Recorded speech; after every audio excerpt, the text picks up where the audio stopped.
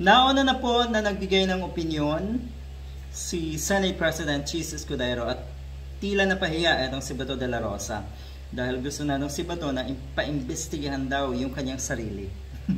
Matakin mo yung mga akusado, gustong gumawa ng sariling investigasyon. Parallel investigation daw na gagawin nga dyan sa Senado. Yan din po ang gusto na si Senator or si Bongo. So ayan, mukhang napahiya. Kasi delikadesa dapat ang isipin na itong mga ito. Paano magiging fair ang isang investigation na ang sangkot ay kayo mismo na gustong magpa-imbestiga? Di ba kakaiba? Maloko talaga itong sinabato, no? Buti hindi kayo nahihiya. Antitibay na po kasi siguro talaga ng sikmuran yung dahil pinagtatawanan na po kayo ng mga kababayan natin sa gusto nyong mangyari. Nagngangak ngayon itong si Bato, paano daw niya makiklear, paano daw niya lilinisin ang sarili niya, ang kanyang pangalan, as if naman talagang kaya pang linisin po, Mr. Bato de la Rosa, ang pangalan niyo. May suhestyon si Senator Riza Ontiveros at mukhang ito ang masusunod. Ano ngayon? Bakit laging nasusunod ang mga ganitong klaseng suhestyon? Nasa tama po kasi.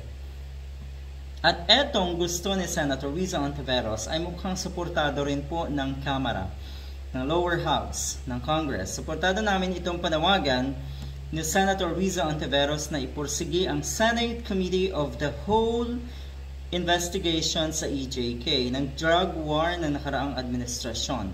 So talagang baliwala na yung idea na ang mamumuno ng committee nga na magpapa-imbestiga or mag-iimbestiga dito ay sina Bato at si Bongo.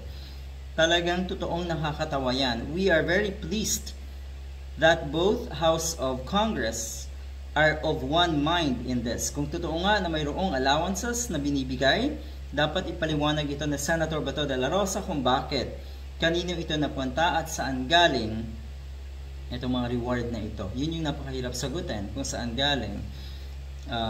Pwedeng sabihin na galing sa confidential fund, pero ilan ba yung nabigyan ng reward? Kaano ba kalaki yung confidential fund?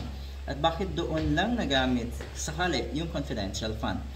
Ito, malaking dagok naman po ito sa mga katulad ni Bato at ni Bongo dahil hindi na naman napagbigyan ang gusto nila.